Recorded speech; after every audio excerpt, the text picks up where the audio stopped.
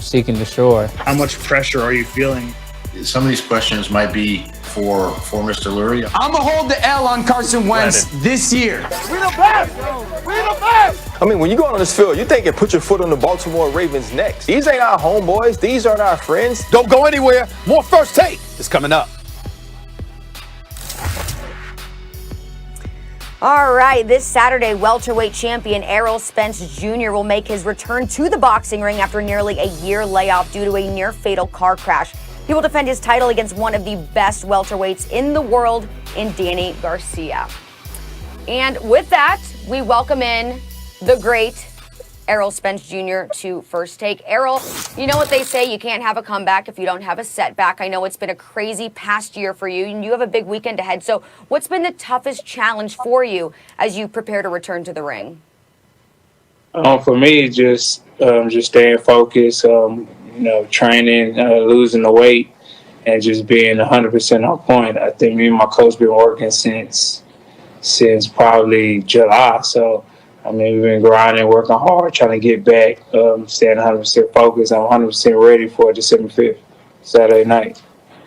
Errol, thank you for being on the show. First of all, I want to say I'm thankful and I'm grateful that you're okay, because that was a nasty-looking car crash that you got yourself into, and we understand the trouble that came from that. I want to know what your health situation is like, because, to me, I know you walked away, you had a bloody eye and some scars on your face, but that seemed to be all. My first thing is, how healthy are you?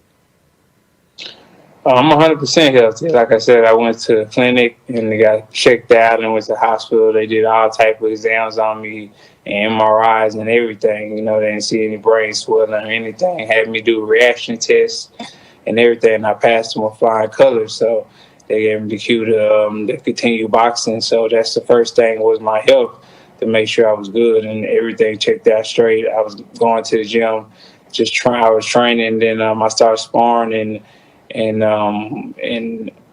September. I started sparring in September. I looked great.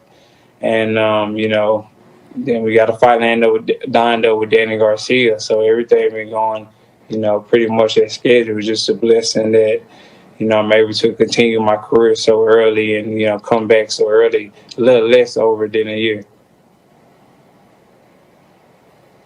For those mainstream sports fans who don't know, Errol Spence is considered one of the real special fighters in boxing. Tall, rangy, a southpaw, can beat you with his jab and defense. Ask Mikey Garcia, but doesn't look to do that, looks to punish the opponent, knockout power. You have it all. You're a complete fighter, Errol. But Danny Garcia, is also a very good fighter. Yes, he is. He has one close loss, very close loss to Keith Thurman, one wider loss to Sean Porter, but Sean Porter gave you everything you wanted. That was a fight of the year type fight. I thought you won because of the knockdown late, which he got up from, but that was nip and tuck the whole way. How do you plan after this kind of accident, coming back from that, to actually beat Danny Garcia? What's the game plan? Well, first of all, I thought, I could have beat Sean Porter easy on the outside like I did Mikey Garcia.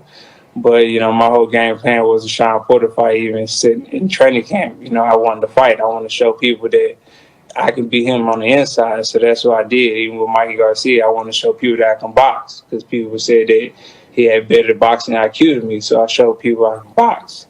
And with this fight, I'm just going to show everybody that, I'm just all around just a better fighter. On the inside, outside, with the jab, combination, hooks, whatever you want to do in the ring, I could do better than Danny Garcia. He's a great fighter, iron chin, very tough. But I don't think, even if I was at 70%, Danny Garcia couldn't beat me. It's interesting that you say that. Listen, I like Danny Garcia a lot. He's 36-2. His only 2 losses were to Keith Thurman and to Sean Porter, just like Max pointed out. But I had you as my top pound for pound, top 2 pound for pound in the world. But Terrence Crawford has ascended, and I know you're not looking ahead because you're smart enough not to look past anybody, and you got to handle your business first. But there are a lot of people, Max included, I don't think I'm stepping out of turn speaking for him here, when we talk about a fight that we desperately want. It is Errol Spence Jr. versus Terrence Crawford, and you got Terrence Crawford talking about everybody running from him. Nobody want to give him those fights. What do you have to say about that?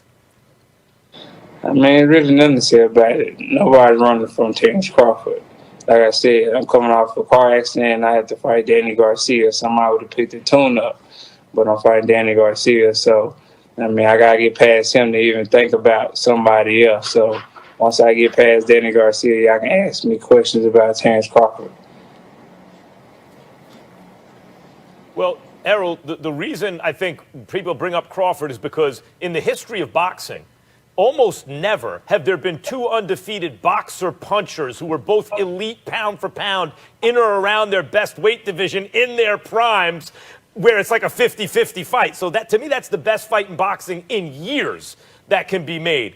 So with apologies, because I know you got to deal with Danny, but you were the one who came on and said anything he could do, I could do better. So if you indulge us just for 1 second, is the idea that because in the PBC where you are, you guys have all these welterweights, you can fight each other, make money like you're about to against Danny Garcia, that you're waiting out Terrence, see if his contract lapses and he crosses the street and goes with you guys and then fight him? Or do you think you would fight him? Are you interested as a fighter, as a champion, in seeing who the best dude is like Sugar Ray Leonard and Tommy Hearns once did, whether or not he's with the PBC? Yeah, I'm definitely interested in fighting Terrence Crawford. I think it's a great fight. You know, he has a world title. I want to be undisputed welterweight champion of the world, like I said. So I feel like we're gonna have to cross that path soon. But you know, my main goal is Danny Garcia on Fox pay-per-view, and you know, I feel like that's the biggest fight for me right now at this point, especially coming from my car crash. So I have to get him out the way to even think about somebody else. So my 100%. Focus is on Danny Garcia right now. And then after that, we can talk about other opponents. When you think about Danny Garcia, I brought up the fact that he's 36-2. I think he's an exceptional fighter. Obviously, he takes a punch. He has not been knocked out. The brother can fight. When you talk about fighting him, how big of a fight do you think this is for you in terms of how it could potentially catapult you in the mind's eye? Do you think you're already where you want to be, or do you feel like you still have so much to prove because you've been underappreciated and winning this fight could go a long way towards accomplishing a significant cachet for yourself?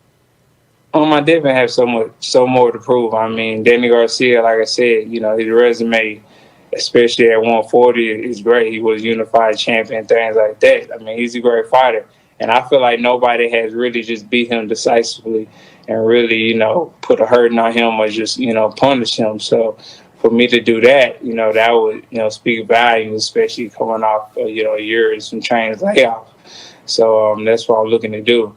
I'm looking to, have this one-sided, beating, especially in my hometown. Errol, sometimes when fighters talk about they were trying to do X or Y or Z in a fight, it's excuse making because the performance wasn't great. But in your case, I believe what you're saying. You against Kell Brook in England, you walked him down out and were the boxer puncher and beat him up and knocked him out in a terrific fight. Against Mikey Garcia, it seemed clear to me you wanted to beat him on the jab and defense, and that's what you did. You were criticized for not knocking him out, but I actually thought it was a brilliant performance, and you did prove that point. Are you saying now that is the goal in this fight, to prove against Danny Garcia that you can go back to the fighter after the car crash that can beat you up, punish you, and knock you out worse than anyone else has done it? That you are using this as a measuring stick, Keith Thurman, Sean Porter, and that is the point of this fight. Because if you say that, I'll believe you're going to do what you say you're going to do. Well, first of all, you can exclude out Keith Thurman. That is not going to happen. And secondly, of course, man, I want to make, I just want everybody's been doubting me. Everybody's been saying, is he going to be a shell of himself? Is he the same fighter? And I'm a realist. I'm a real person. I feel like, people should be saying that, because if I see in the car accident, I'm from the outside looking in, I'll say the same thing.